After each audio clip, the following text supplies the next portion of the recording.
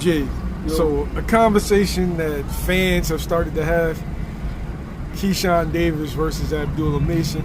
Yeah. I think they asked Keyshawn about that.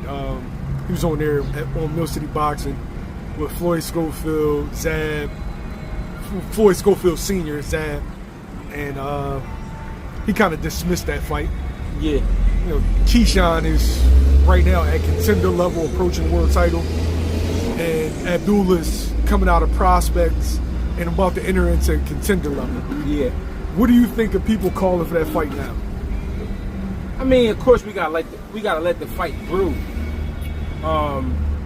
People talking about it now because how close they are, and by close I mean they fighting on the same cards, they with the same promotional company,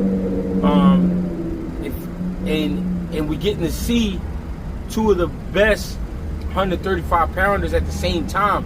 So the measurements is like it's close because you're getting to see them in the same night. Now they are fighting different types of opponents. I feel like that fight will happen, but I don't think it's gonna happen soon. For me, that fight is at least 2 years away. Yeah, and it's gonna be at 140. It's not gonna be at 35. It's not gonna be at 35. Yeah. I do think it's a really good fight.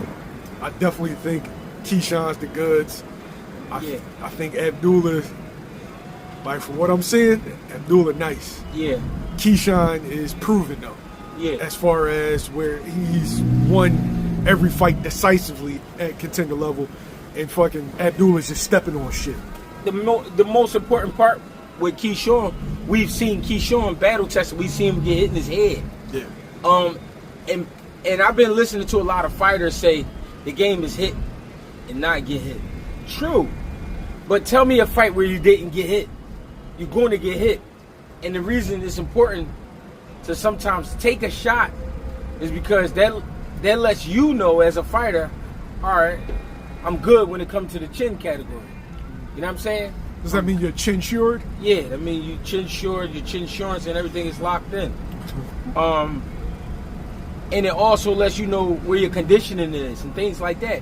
When you got a guy actually fighting back, and he's causing some trouble. You know what I mean?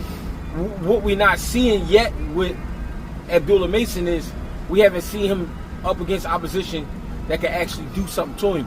And that's what Keyshawn was speaking on. He's fighting good guys, but good guys who are a little undersized, good guys who are older. You know what I mean? They just can't keep up with the kid. But Keyshawn is something different. But you got to be fair.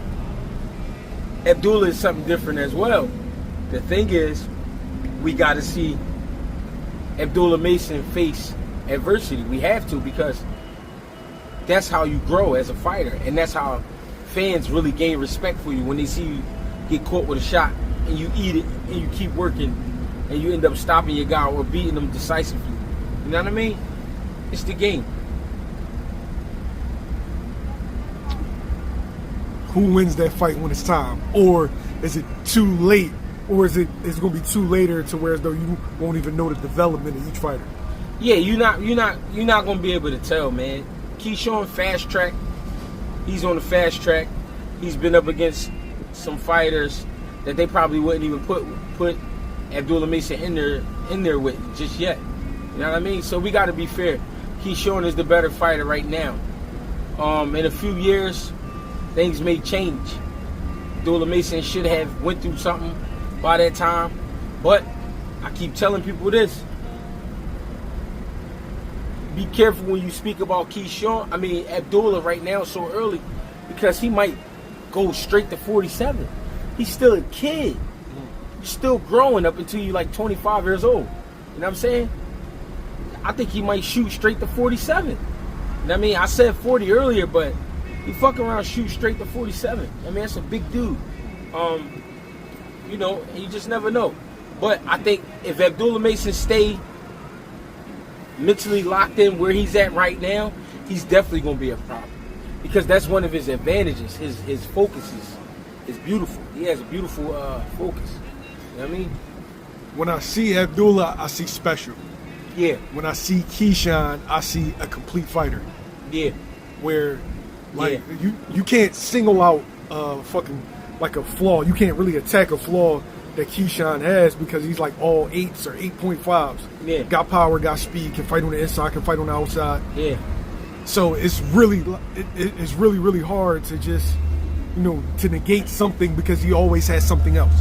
And I saw from Keyshawn in his last fight, right? You in there with a puncher. A lot of guys can't handle that. What I'm trying to say is you take a shot and their mind is stuck on, I got to get that back. I got to fight with this guy because he hit me with a good punch. I watched Keyshawn mix it up with that guy a little bit, but I actually was impressed when the later rounds came and Keyshawn was boxing him and just still in the win. And Keyshawn didn't care if he knocked him out probably after the 7th round. He was like, all right, I'm going to just go get the win. And that was impressive to see because that speaks on his pedigree. That speaks on what he's been through as a fighter. And, you know, you need that. And we know Keyshawn will fight with you if he have to. We know he'll box you. We know he'll jump on you. These are things we know.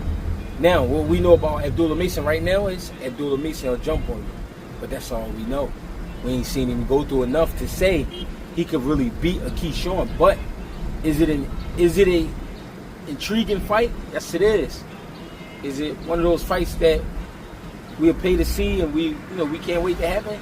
Yes, it is. But that's the most important part. We want to wait.